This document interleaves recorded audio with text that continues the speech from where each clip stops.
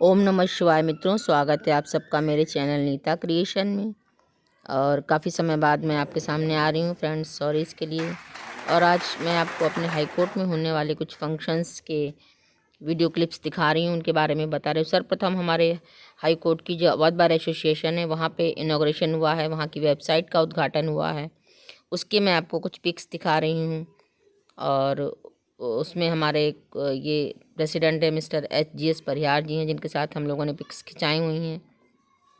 ये हमारी ladies advocates हैं और कुछ बातें भी हैं। और ये स्वामी विवेकानंद जी की जयंती का प्रोग्राम है जो मनाया गया है, उसके बारे में यहाँ तक बढ़ अपनी मालाओं का ब्याज चढ़ाएंगे आज। हाँ, एक के बाद एक।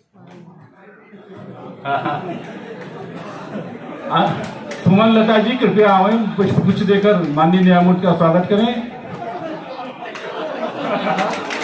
ये हमारे कार्यकारिणी के ऊर्जावान उपाध्यक्ष मध्य ललित किशोर तिवारी जी जब माननीय का कार्यक्रम लेने गए थे तो वहां बताया था कि सर की तबीयत खराब थी अभी कुछ दिन पहले, तो सर को बताया था कि सर माल्यार्पण कार्यक्रम होगा और इतनी माला पहनाएंगे कि जैसे खाटू श्याम जी को पहनाते तो है। तो खैर हम लोग की ये भावना है जो हम आपको माला के रूप में अर्पित कर रहे हैं। और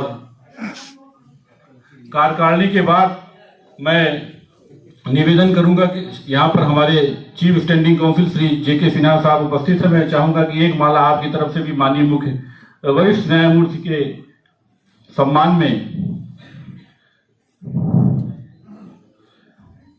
स्टेट साइड से भी स्वागत होना चाहिए। अब मैं निवेदन करूंगा कार्यकारिणी के श्री राहुल सिंह जी से कि कृपया हमारे आज के मुख्य वक्ता श्री मुक्तिनाथानंद जी महाराज जी का माल्यार्पण करके स्वागत करें। श्री संजीव पांडे जी, आपसे निवेदन है कि माननीय मुक्तिनाथानंद जी महाराज का माल्यार्पण करके स्वागत करें। श्री आदर्श मेहरोत्रा जी, वरिष्ठ कार्यकारिणी सदस्य, आपसे निवेदन है कि कृपया आज के मुख्य वक्ता मुक्तिनाथानंद जी महाराज जी का माल्यार्पण करके स्वागत करें। श्री ब्रजेश कुमार यादव जी, आपसे निवेदन है कि कृपया आज के विशिष्ट अतिथि श्री राजन राय, माननीय न्यायमूर्ति राजन राय जी का माल्यार्पण करके स्वागत करें। माननीय DK उपाध्याय साहब का आज का माल्यार्पण करके स्वागत एवं अभिनंदन करें।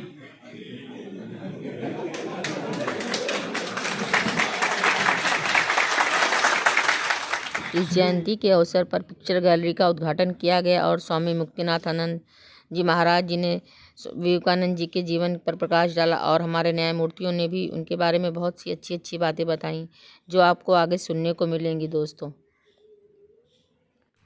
ये अवध बार में कैलेंडर का उद्घाटन किया जा रहा है जो पिछले सारे लोगों के बारे में है।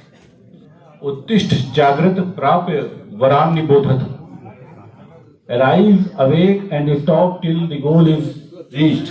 ये स्वामी विवेकानंद जी का जीवन का उद्देश्य, जो उनका संदेश था, उस पर ये आज रखा गया है। आज उनका जन्मदिवस है।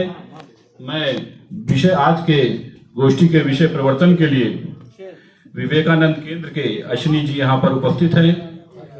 आप जिस भाव से कार्य करते हैं, जब आपने ही प्रेरणा दिया, आपने बताया और हमने जब कहा कि साहब आपको, तो मना किया कि नहीं, बस हमें थोड़ी देर के लिए बोलने के लिए आप कहिएगा, इसलिए है विशिष्ट अतिथि लेकिन आप लोग के साथ बैठे हुए हैं। मैं थोड़ा सा बताना चाहूंगा विवेकानंद केंद्र के बारे में। ये विवेकानंद रॉक है दक्षिण में समुद्र में, जहां स्वामी जी जब शिकागो जा रहे थे सन 1892 में, वहां शिकागो में वक्तव्य देने के लिए, तो वहां गए तो वहां एक शिला पर बैठकर 2 दिनों तक वो ध्यान लगाए रहे और वो शिला हमारे लिए बड़ी महत्वपूर्ण थी। सन 1970 में श्री एकनाथ रानाडे जी ने उस जगह पर विवेकानंद रॉक मेमोरियल की स्थापना की, बनाया और वहां से विवेकानंद केंद्र संचालित होता है। श्री अश्विनी जी विवेकानंद केंद्र कन्याकुमारी की लखनऊ शाखा से हैं। मैं आपको ज्यादा समय न गवाकर आमंत्रित करता हूं, कृपया आप आवे मंच पर और विषय प्रवर्तन। हाई कोर्ट के सभागार में माननीय न्यायमूर्तिगण और आदरणीय अधिवक्तागण के बीच में होना चाहिए, तो सबने सहज स्वीकृति दी और विषय भी ऐसा रखा जो आज अत्यंत ही प्रासंगिक है। हम सब जानते हैं, जैसा कि एडवोकेट शरद जी ने बताया, कि स्वामी विवेकानंद ने कन्याकुमारी में जब ध्यान किया तो भारत का ध्यान था। एक ऐसा सन्यासी जो न अपने इष्ट का ध्यान कर रहा है, न अपने गुरु द्वारा दिए गए गुरु मंत्र का, वो अपने मातृभूमि का ध्यान कर रहे हैं। तो वास्तव में उस समय भारत को आवश्यकता थी कि वो उत्तिष्ठ हो और जागृत हो। उपनिषदों का यह संदेश है। और स्वामी विवेकानंद कहा करते थे कि मेरी केवल बाड़ी है, मेरे मुख से केवल शब्द मुखरित हो रहे हैं, लेकिन वास्तव में जो भाव निकल रहा है, जो संदेश निकल रहा है, इस सनातन भूमि के ऋषियों का जो संदेश था वही निकल रहा है। उसी पे हमें काम करना है। आज संपूर्ण राष्ट्र जानता है कि 1892 में जो भारत की स्थिति थी वो अलग थी। उससे पहले युवा सन्यासी के रूप में स्वामी जी ने संपूर्ण भारत का भ्रमण किया था। उन्होंने उस भारत को देखा था जहाँ गरीबी थी, अशिक्षा थी, भूखमरी थी, आत्मविश्वास विहीन भारत था, और उनका हृदय एकदम द्रवित हो गया था। और उन्होंने कहा कि मेरा ये जीवन भारत के लिए ही होगा। लोग मोक्ष की कामना करते हैं, लेकिन नहीं, मेरा जीवन इस मातृभूमि के लिए होगा जो मेरे गुरु ने कहा था कि तुझे माँ का काम करना है। आज मैं समझ में आ गया कि किस माँ का काम करना है, यानी मातृभूमि का काम करना है।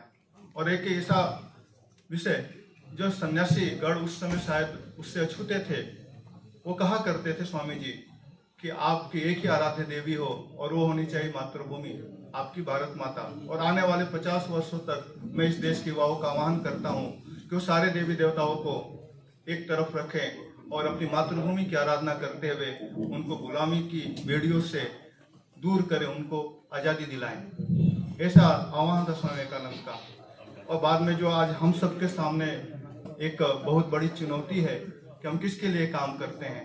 स्वामी जी ने कहा कि मैं उस प्रभु का सेवक हूँ जिसको अज्ञानी लोग मनुष्य कहते हैं। दरिद्र देवो भव, आज वास्तव में इसी के लिए काम करना होगा। उन्होंने कहा प्रत्येक भारतवासी तुम्हारा भाई है, तुम्हारा रक्त है। आज इस चीज की आवश्यकता है। हम सबको स्वामी विवेकानंद के इसी आदर्श को जो उन्होंने स्थापित किया, इसी वक्तव्य को, इसी उद्घोष को आगे बढ़ाने की आवश्यकता है। वास्तव में विवेकानंद जी को कार्यक्रम तम जयंती में मनाते हैं, हम उनकी किताबों को पढ़ के अध्ययन करते हैं, लेकिन वास्तव में आज विवेकानंद जी को जीने की आवश्यकता है। और हम सब कुछ प्रयास करें कि विवेकानंद जी को जिए, यह उनके प्रति सच्ची श्रद्धांजलि होगी। मैं इसी के साथ अपनी वाणी को विराम देता हूं। धन्यवाद। आज के दिन को युवा दिवस के रूप में मनाते हैं। इस समय अध्यक्ष जी ने कुछ उद्घोषणा की है। दोस्तों, आज स्वामी विवेकानंद जी का जन्म दिवस या जयंती एक यूथ डे, युवा दिवस के रूप में मनाई जाती है। जहाँ तक स्वामी विवेकानंद जी के जीवन परिचय या उनके बारे में और चीज़ें हैं, उसके लिए स्वामी जी यहाँ पे हैं और स्वामी जी आपको विस्तार में बताएंगे। अन्य न्यायमूर्तिगण हैं, वो आपको बताएंगे। मैं सिर्फ इतना ही कहना चाहता हूँ कि स्वामी विवेकानंद जी यूथ आइकॉन थे। उनके बारे में आप सब लोगों ने सुन रखा है, सब लोगों ने समझ रखा है। हर साल एक कार्यक्रम भी होता है। और गुरु का नाम रामकृष्ण, तो जिसके पिता का नाम विश्वनाथ, माता का नाम भुवनेश्वरी और गुरु का नाम रामकृष्ण हो तो विवेकानंद तो होना ही। तो उनकी लौकिक और अलौकिक माता दोनों ही भुवनेश्वरी थी। जगतधात्री को भी भुवनेश्वरी कहते हैं। स्वामी जी ने बहुत कम उम्र में संन्यास ले लिया था, क्योंकि उनका जीवन ही जनमानस को एक मार्गदर्शन प्रदान करने के लिए था। अध्यात्म से जुड़ी हुए जिज्ञासाएं और प्रश्नों ने जनमानस को हमेशा से उद्वेलित किया है, उसके मन मस्तिष्क को सोचने पर मजबूर किया है। हम क्या हैं, सृष्टि क्या है, इन प्रश्नों पे हमारे ऋषियों मुनियों ने मंथन किया और साधना के द्वारा अनुभूति प्राप्त कर जो उत्तर उन्हें मिला उसे एक पीढ़ी से दूसरी पीढ़ी को दिया। हमारा ऐसा गौरवमय अतीत है। इस महान परंपरा में स्वामी विवेकानंद एक महत्वपूर्ण कड़ी थे। हमारे ऋषियों मुनियों ने जो अनुभूति के आधार पर ज्ञान प्राप्त किया, उसको आज हम उपनिषद या वेदांत के नाम से कहते हैं। मित्रों, ये न्यायमूर्ति राजन राय जी की वाणी से आपने इतने अद्भुत विचार सुने स्वामी जी के बारे में। अब स्वामी मुक्तिनाथानंद सरस्वती जी महाराज की वाणी से स्वामी जी के बारे में बहुत ही अद्भुत अद्भुत बातें और विचार सुनिए और अपना जीवन को धन्य बनाइए मित्रों। जननीं सरदां देवीं रामकृष्णं जगद्गुरुं पादपद्मे तयोः श्रित्वा प्रणमामि मुहुर्मुहुः। नमः श्री जतिराजाय विवेकानंद सुरय सच्चित सुख स्वरूपाय स्वामिने तापहारिणे।